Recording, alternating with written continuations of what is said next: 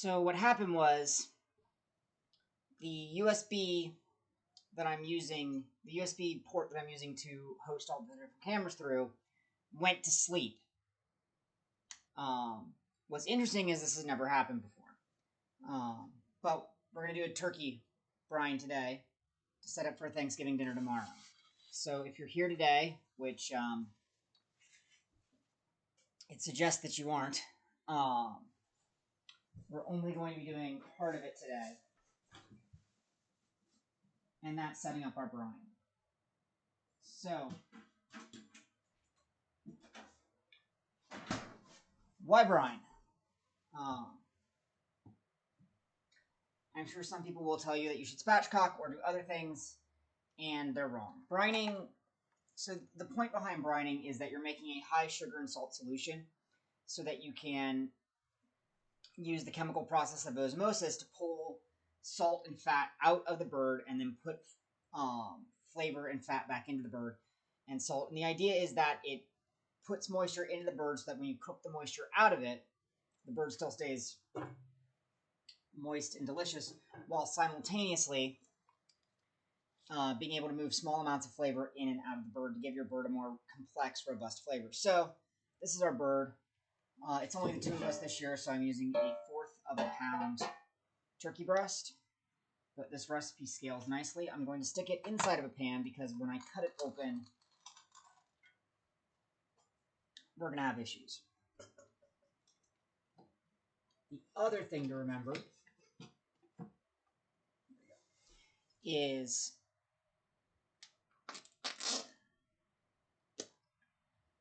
brine recipes, you want to scale based on the size of your bird. So I have a 1/4 of a pound bird, and the brine recipe I'm going to be using is based on Alton Brown's Good Eats Turkey. If you've never had it, it's an excellent bird.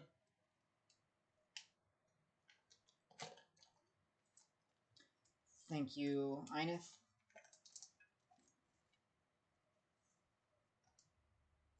That is the skin. Excellent. Okay, so this is probably the pan I'm roasting in tomorrow. Probably. I have a lot of options for that. So I've had this bird thawing since yesterday, and it's still a little cold on the inside, but that's okay because we're not cooking till tomorrow. You want to optimally brine your bird for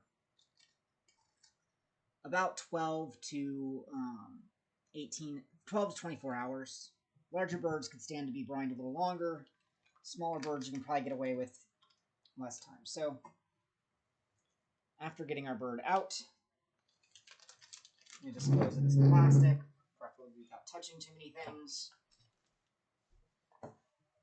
Inspect the bird for any large-scale flaws.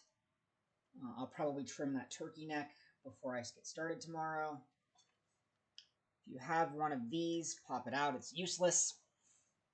It's just absolutely useless. If you're going to use a temperature gauge, use a real temperature gauge. That's just some coloration on the skin. No giblets on the inside, so we are good. So with that, I'm going to set the bird aside.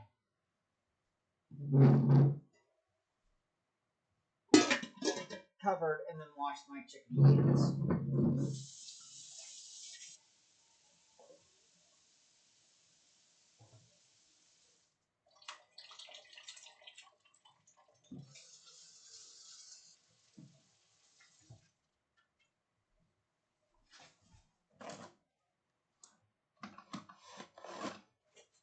So the crux of a good brine boils down to boiling. You want to get all the ingredients in the brine to be properly broken down and mixed, but you also want the brine to be ice cold when it hits the bird so that you're not cooking the bird in the brine. Cooking the bird using your brine is generally a poor course of action. So this is a scaled down version of the brine, but it starts with 1/4 gallon of vegetable stock. You can use chicken stock or even turkey stock if you can get it. I like vegetable stock because it's bringing, in this case, a more neutral flavor that the spices we're going to put in are going to carry it.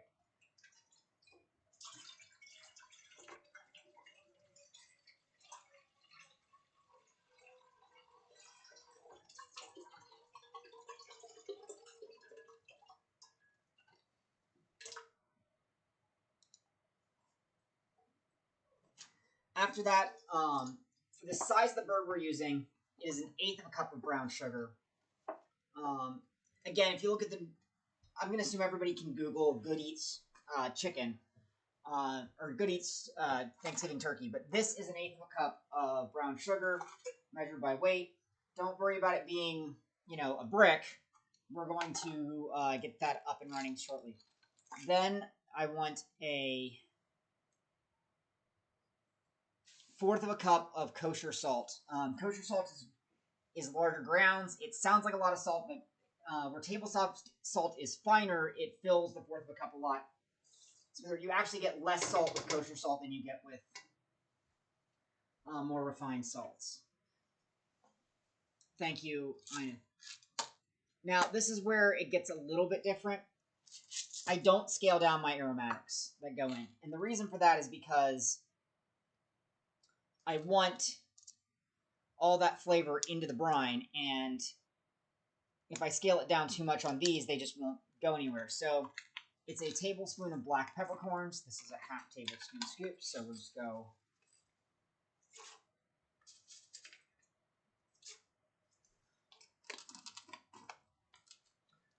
1½ teaspoons of allspice berries. So that's going to be 3 of these.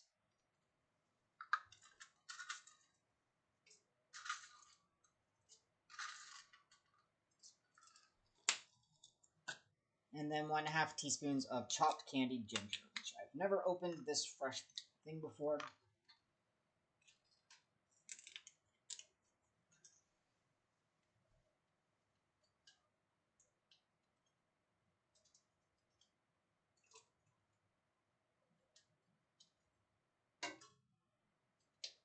Peppercorns are going to give the turkey a zestiness, a peppery flavor through the skin. The allspice berries are one of your more traditional seasonings this time of year, and are just going to help it with that November-y flavor that we're looking for later. And the candied ginger actually adds a subtle note to it. That is hard to pick out, but you know when it's missing. And then we're going to hopefully light the stove.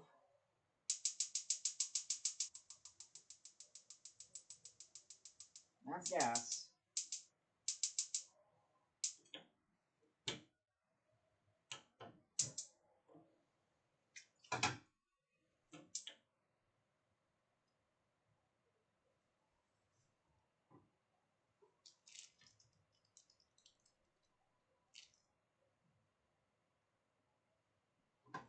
And now we're going to bring that up to a slight boil, stirring occasionally, again, just to make sure everything gets broken up and dissolved.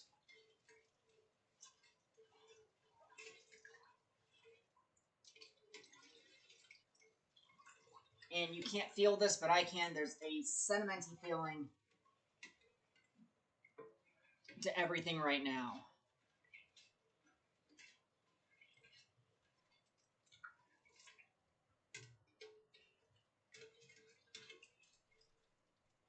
And what we're trying to do here is boiling the water is going to make the salt and the sugar dissolve completely into the stock so that we're creating osmosis. If we didn't get them fully dissolved in, then we wouldn't have, then as the chemicals move, or as the solution moves in and out of the bird, it wouldn't actually carry anything with it. Boiling will also penetrate the skins of the allspice and the black peppercorns and the root of the ginger and extract their aromatics into the broth, which is what we want.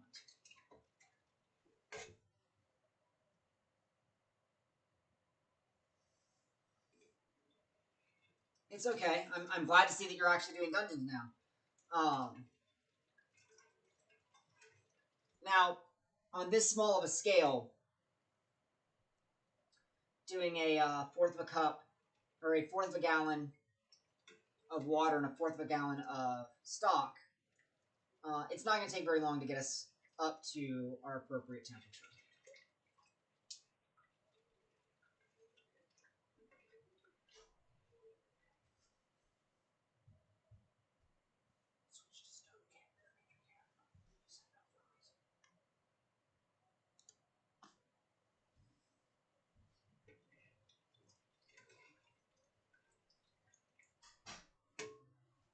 And while we're waiting for that to come to a boil, we can work on cranberry relish.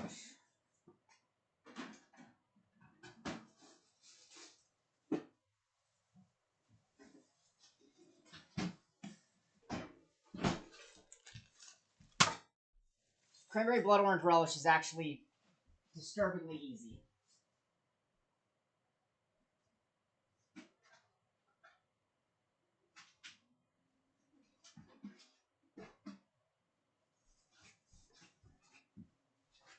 It just has 3 ingredients, 4 with water. Oranges, cranberries, sugar, and water. 2 cups.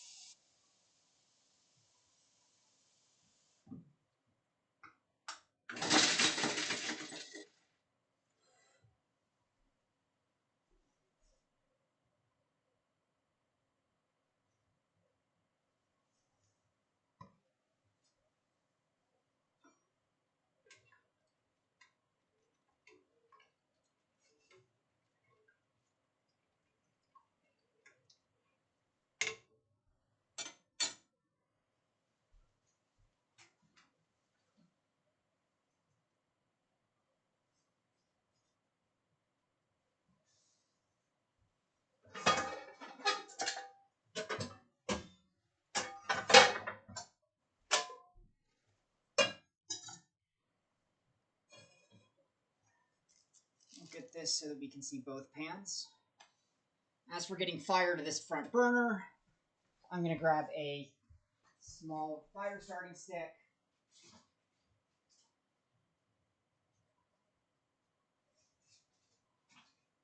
Because the burner starter isn't firing correctly.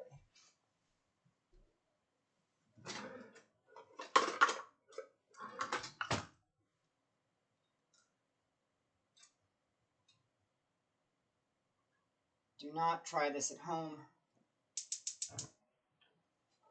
but it is that easy.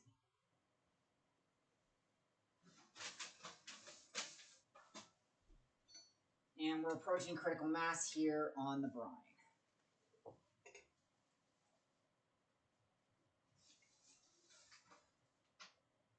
Inkwell, get out of the bag. Good boy. You're kidding. We've almost achieved rolling boil over here, so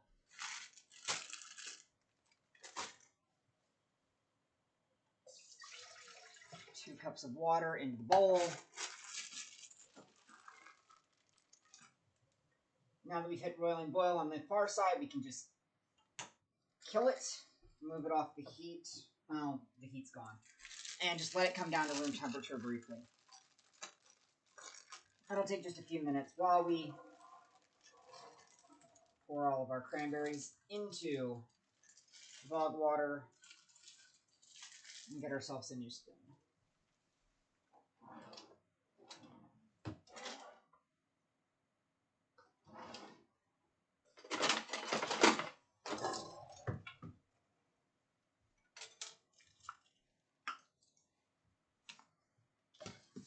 Now for the oranges. There's a couple different ways you can integrate oranges into a cranberry relish. One of my favorite ways is to get out the mandolin and create thin mandolin slices. But I don't know what variety of blood orange I got here. And that spot's looking a little questionable, which is why I always grab 2. These are Dracula's. And I just don't know how thick the rind is going to be.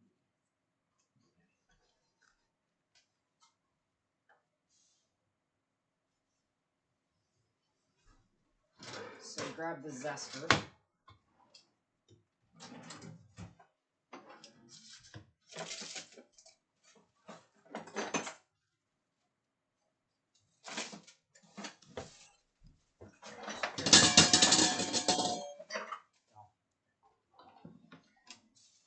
going to zest off the rind.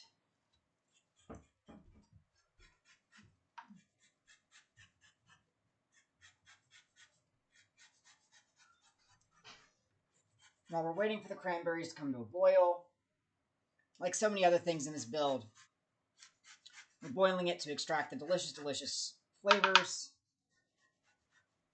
And then we'll worry about breaking down the berries, because cranberries are basically 1/2 pectin, 1/2 berry. And they're really good for making their own structural support, but they're also really firm.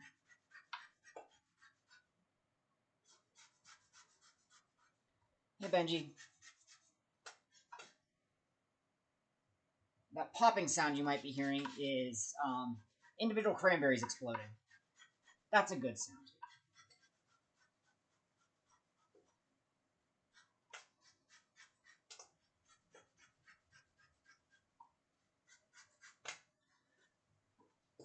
Now, you need some acid to get pectin to set properly, and most fruits bring their own. Cranberries are actually more pectin than acid, which is why pairing them with oranges works so well.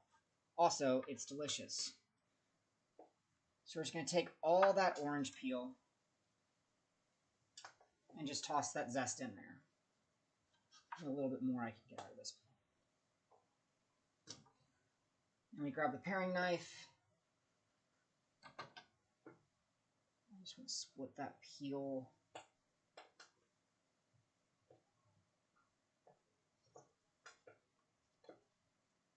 And now we just want to remove all the pith and keep the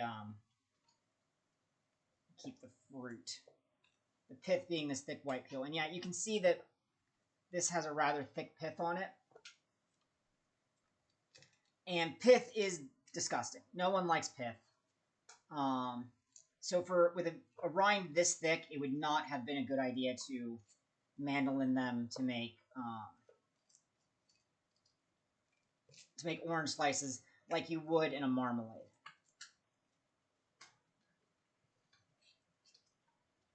So we just want to get as much of the pith off as possible. You're never going to get it all.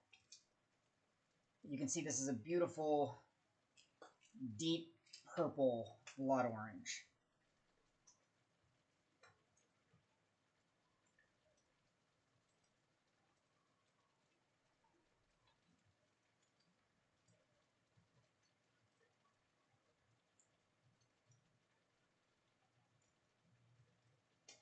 And then just break it open into segments. Oh, look at that color. That's the color you want to see in a blood orange. If your blood orange looks more orange than red, you don't have a good blood orange.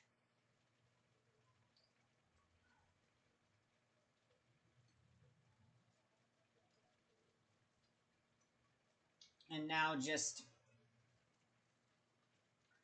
you can put these in a food processor and do a thick chop on them, but honestly, I just toss them in whole. We're going to be going through there with a potato masher here in about 2 minutes, so don't worry, they'll break down.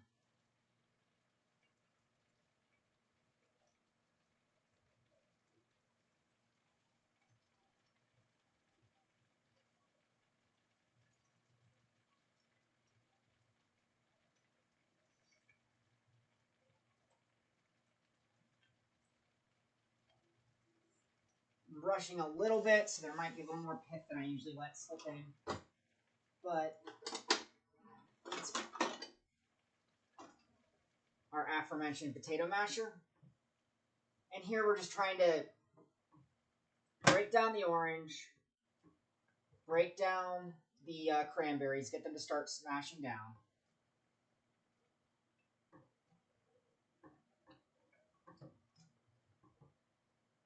You don't want to destroy the cranberries too much because you want your relish to have a texture to it, but you also don't want the blueberries or them too formed, because then you don't have relish, you have candied berries.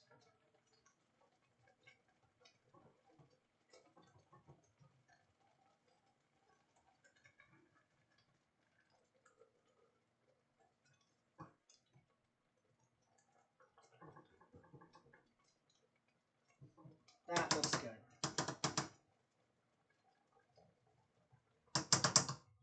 So now we have our wonderful fruit napalm going. We need to add the final ingredient. Iocane powder. Sugar. It's 3.5 cups of cranberries to 2 cups of sugar to 1 orange. So that's a cup of sugar. And that's a cup of sugar. Now, you might be asking, why did we wait to put the sugar in so late? We could have put the sugar in at the beginning. And the answer is pectin, water, and sugar. Pectin needs to absorb a certain amount of water in order to have what it needs to make jam, to set up structure. But sugar is incredibly hygroscopic. Sugar will absorb water in ridiculous quantities. So if we put the sugar in before we put the pectin in, before we get the pectin boiled and activated, we're never going to get anything resembling a setup because the sugar is going to hoard all the water. But by boiling the berries first, we have allowed them to release their pectin. We added the oranges and got the acid in there, the extra acid. And now we can add the sugar, confident that this is not going to become, that this is going to set to some extent. Now we're just going to heat it, get it back up to a boil. And once it starts boiling, we're going to go through a very messy time of state change where the water is going to try to crystallize on top. If you've ever made your own jam or your own candy, we're going to be pressing through that until we get up to about 230 degrees Fahrenheit, which is just below candying. We'll be using that.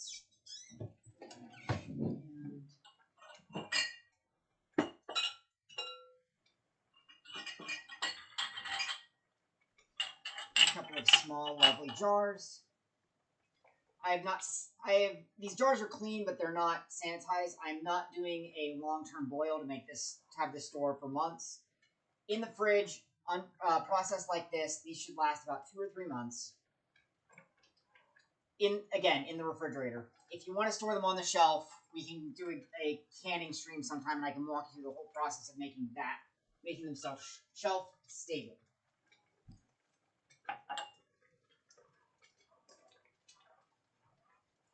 But now we're in the boil.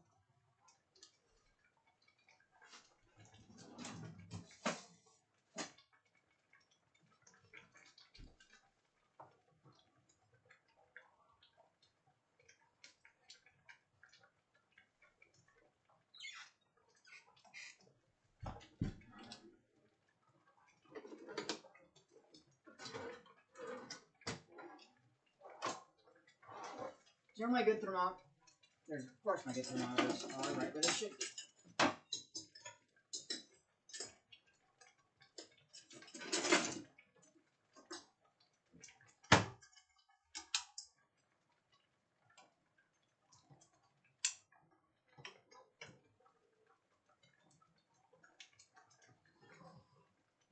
There is no way to get this thermometer on camera.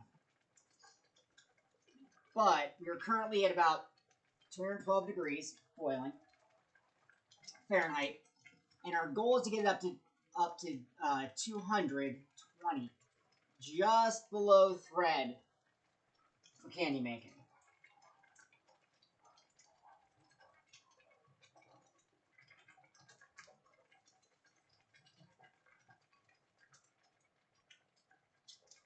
Heat control is imperative here because things can get out of hand very quickly. Once you get past the hard boil,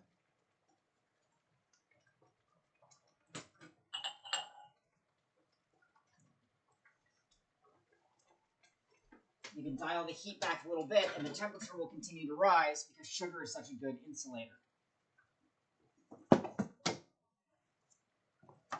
On the other side, we can see that the pan's still a bit hot.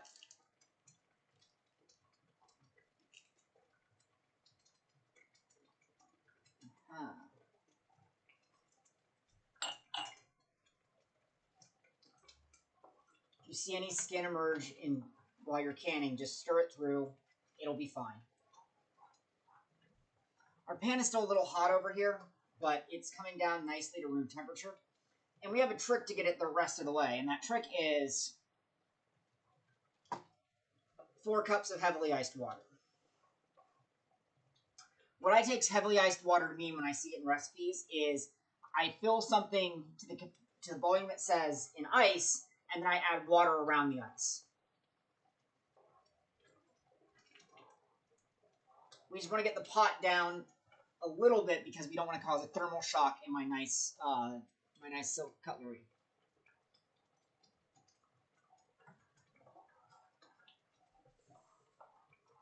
I mean, I know why you support a Goth Go Jam stream, on. It's because you're going to be getting more jam to eat. I do need to adjust.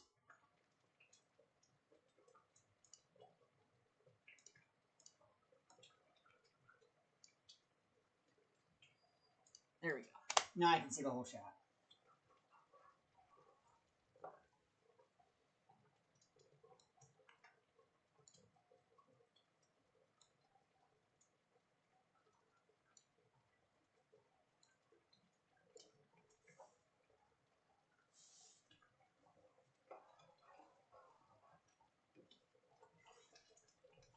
So I can tell by thickness and my experience in making jams that we're getting close. Temperature's got us at 212 degrees still, so we're still getting water out of the process. But we're getting near the point where we're going to blow past the boiling point because you can kind of see that it's starting to get syrupy. We've got we have the occasional chunk of orange still in there. We've got these glorious chunks of cranberry. So this is going to be a wonderful cranberry sauce relish. I prefer just to eat it out of a small glass bowl, like a dessert fruit. I've seen people spread it on bread. I've seen people spread it on turkey. Not going to judge.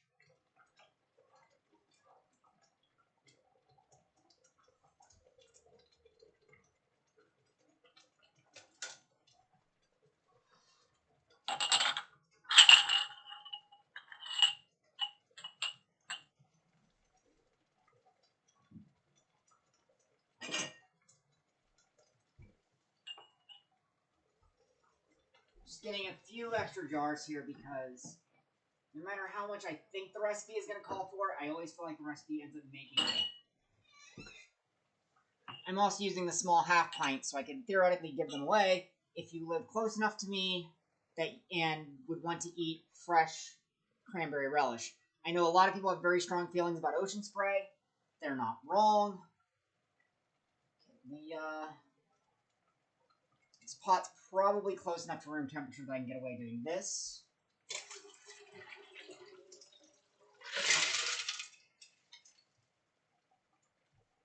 So we're going to go back to here, and we're just going to stir it through a couple of times just to get our temperature equalization to happen. And we are still in the boil phase, so let's just kill that. Let's just get that skin worked in. Yeah, you can start to see the jellied stuff come off the bottom as we get more water out of here.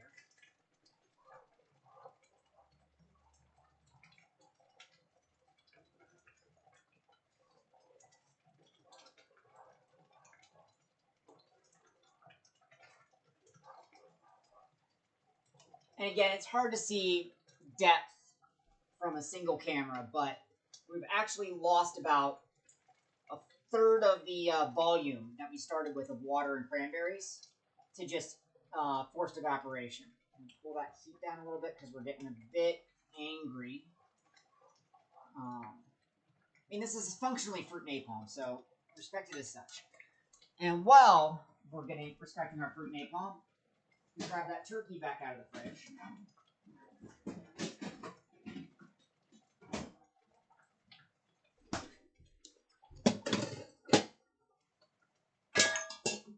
And we're going to deposit it breast side down into the brine.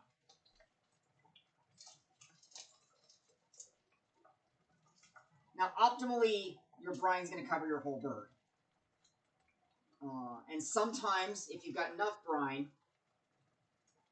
your bird's going to actually float because the saltiness of the water is going to make the bird more buoyant. If the bird does not fully fit into the brine, like mine doesn't, do not panic. It just means that about every 6 to 12 hours, you're going to want to come in and rotate the bird so that you make sure that you're getting more even coverage. Part of this is wasted space in this jar. Part of it is I have a fourth of the bird that the original brine recipe called for, so I made a fourth of the brine. And I probably could have made a third of the brine and had it come up to about right here and have been perfect, but I didn't. Again, this is not a big deal. I've dealt with birds like this before. You just have to rotate them every 4 to 8 hours, 4 to 12 hours.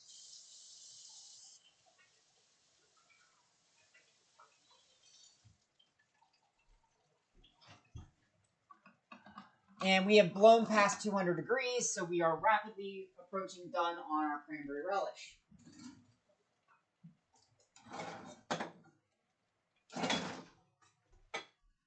Wrong lid.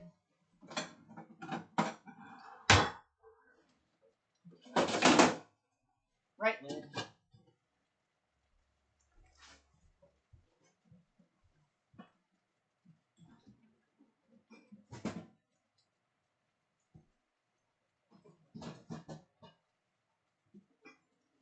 And we park our bird back in our cold box.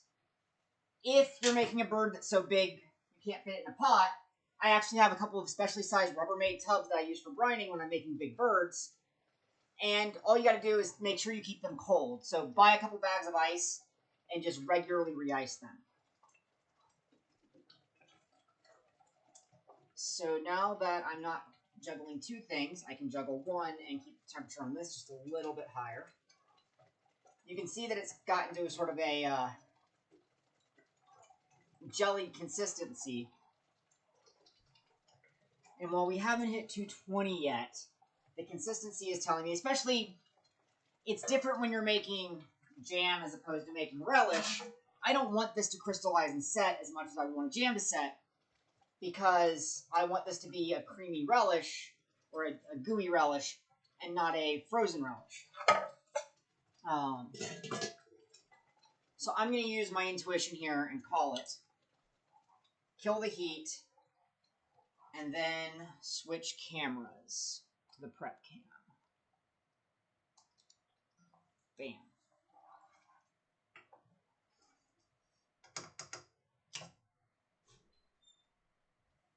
Pull this out.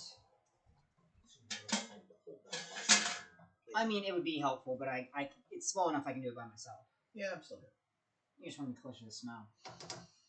Oh, it smells good. But no, I figured I'd just be useful. Yep. If you're making jam, it's helpful to have a second person to hold it. This is a bit awkward because of all the computers. But you just put a canning funnel in your clean jars. Oh, I tilted a bit very low. So I know for a fact that the big jar is Kahan's. Like, 100%, if I tried to make that jar leave the house, he would hurt me. But I do have two smaller jars, so if you live in the Maryland area and want a jar and are willing to drive, DM me and I will make it work. Tilt a little more. I can get more out of that. Or just Flip down so you can do exactly that. Because at this point, you don't need my hand. Yep. Also helps that my hands are made out of asbestos. True fact. Make enough fruit-flavored napalm and you too can have asbestos hands.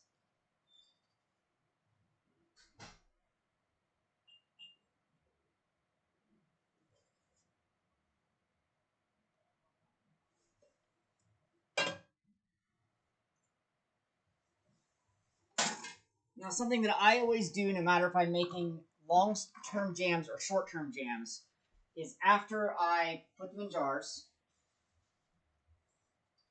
I take a paper towel and moisten it, and then I just run it gently over the top of the seal. This way, any loose jam is removed. For products that I'm doing a long-term seal on, this makes sure that the seal of the jar is nice and tight. For products I'm doing a short-term seal on, this prevents the jar from getting fused shut when I put on the plastic lid, something that has happened and is a pain in the butt.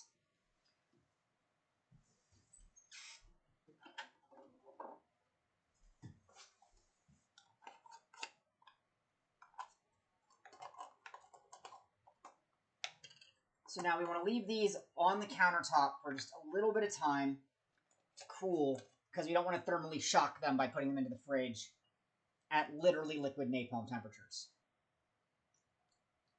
Ooh, cranberry. I am going to lick this stick and enjoy myself. But this concludes our day before prep for Thanksgiving. Tomorrow we'll be starting at 10 a.m. Eastern with stuffing and candied yams. And we'll try to make a Thanksgiving dinner on stream in one day without killing anyone. And during downtime, I will probably be playing Rise of Industry, where we will attempt to make a chicken dinner on stream. Murder may be more useful there. Thanks everyone for stopping by. Hope to see you tomorrow.